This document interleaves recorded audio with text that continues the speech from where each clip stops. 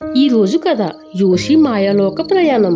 అనగనగా ఒకరోజు రాత్రి యోషి అమ్మ ఒడిలో నిద్రపోతుంది. కిటికీ నుంచి చంద్రుని కాంతి లోపలికి వస్తుంది. అప్పుడే ఓ మెరిసే ఈక ఆమె మంచంపై పడింది. యోషి ఆ ఈకను చూసి ఏమిటిది అని ఆశ్చర్యంగా పట్టుకుంది. ఒక్కసారిగా చుట్టూ రంగుల వెలుగులు మెరిశాయి. ఆ వెలుగులో యోషి గాల్లో తేలిపోయింది. అప్పుడు ఏమైందో తెలుసా? ఆమె ఓ మాయాలోకానికి వెళ్ళింది.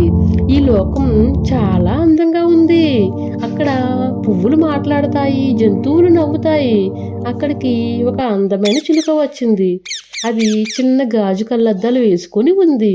స్వాగతం యోషి, నువ్వు మా లోకానికి వచ్చావు అని యోషిని తన వెంట తీసుకొని చాక్లెట్ నది దగ్గరికి వెళ్ళారు. ఆ నదిలో రంగురంగుల చేపలు ఉన్నాయి. అక్కడ ఒక చేప యోషిని చూసి ఓ పొడుపు కథ అడిగింది. నీళ్లలో ఉంటాను కాని తడవను, నేనెవరు?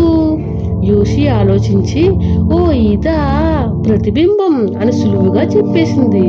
వెంటనే ఆ చేపలన్నీ వావ్ అని చప్పట్లు కొట్టి నవ్వాయి. తరువాత వాళ్ళు ఓ చెట్టు దగ్గరకు వెళ్ళారు. ఆ చెట్టు ఆకుల మీద ఫజిల్స్ ఉన్నాయి. యోషి ఒక్కొక్క ఫజిల్ సాల్వ్ చేస్తుంటే ప్రతి ఆకు చిలుకగా మారి ఎగిరేవి. చివరగా చిలుక చెప్పింది, యోషి నువ్వు చాలా తెలివైన దానివి, మళ్ళీ కలుద్దాం అని చెప్పి ఒక ముద్దు పెట్టి యోషిని పంపింది.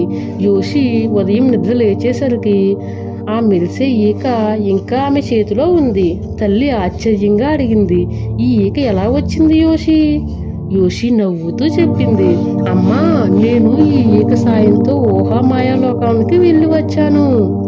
పిల్లల ప్రపంచం చాలా అందమైనది. కలలో ఎవరైనా ఎక్కడికైనా వెళ్ళి రావచ్చు.